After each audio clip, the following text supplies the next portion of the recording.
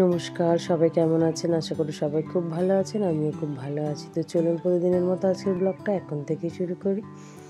এখন বাজে প্রায় 11টার মতো। আসলে আজকে একটু তাড়াতাড়ি স্নান-টান সেরে নিয়েছি। কয়েকদিন ধরেই ভাবছি মাথাটা শ্যাম্পু দেবো।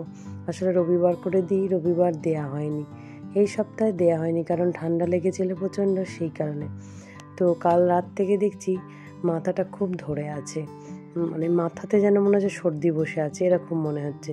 আর নাক দিয়েও তেমন একটা ঝরছে না, কিন্তু মাথার যন্ত্রণা হচ্ছে, কপাল যন্ত্রণা হচ্ছে, আর অনবরতই হচ্ছে।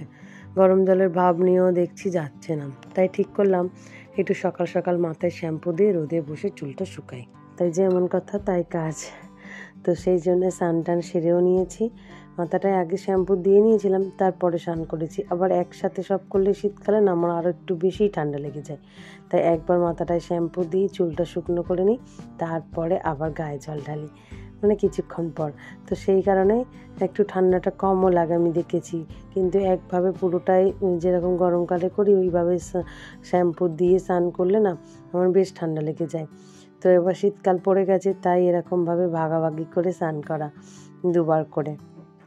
তো যাই হোক, মোটামুটি এখন হয়ে গেছে।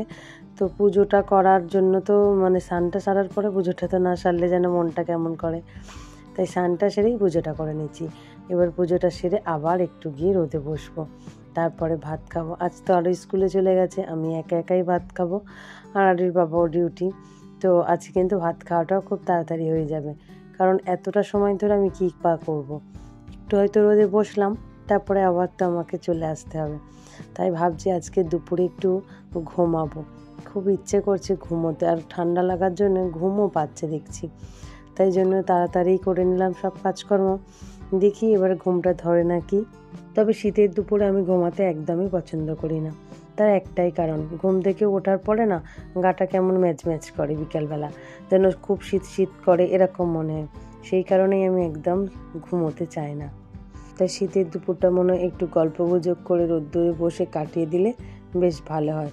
আর যেহেতু রাতটা অনেকটা বড়, তাই তাড়াতাড়িও ঘুম ধরে যায়, মানে তাড়াতাড়ি শুয়ে পড়তে ইচ্ছে করে। যেহেতু বড়রা, তাই ঘুমটাও সুন্দর হয়। তাই দুপুরবেলাটা না ঘুমানোই ভালো। কিছু করার নেই, আজকে শরীরটা খারাপ লাগছে, তাই আজকে ভাবছি একটু শুতেই হবে।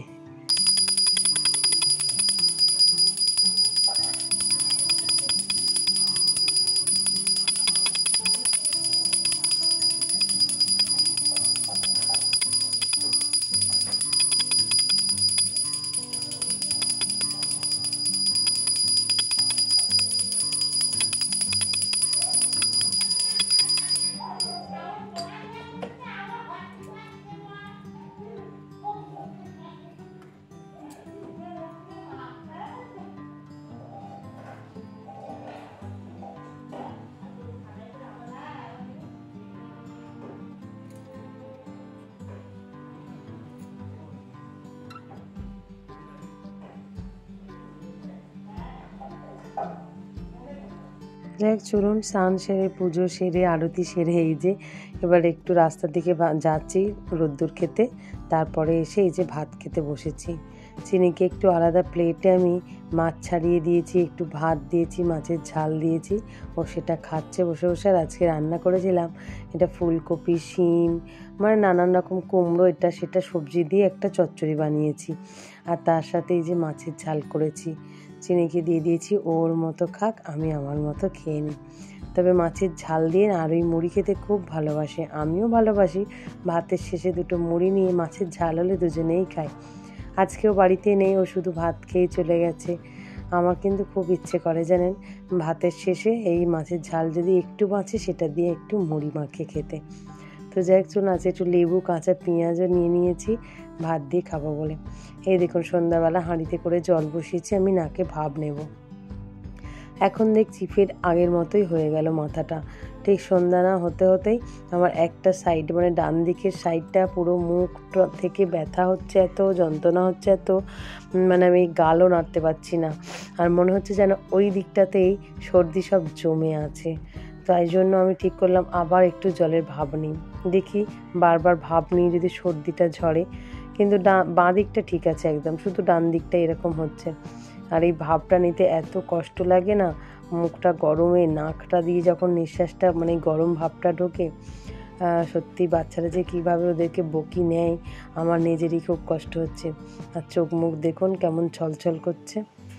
যাই হোক, আরির বাবা আসলো, টিফিন খাওয়া হলো। খেয়ে আরির বাবা এই যে SIR-এর ফর্মগুলো নিয়ে ফিল আপ করতে বসেছে। এগুলো সম্পূর্ণ কাজ কমপ্লিট করতে হবে, বেশি আর হাতে বাকি নেই। আর আজকে রাতের খাবার তেমন কিছু করিনি, একটু মুড়ি খাওয়া হবে।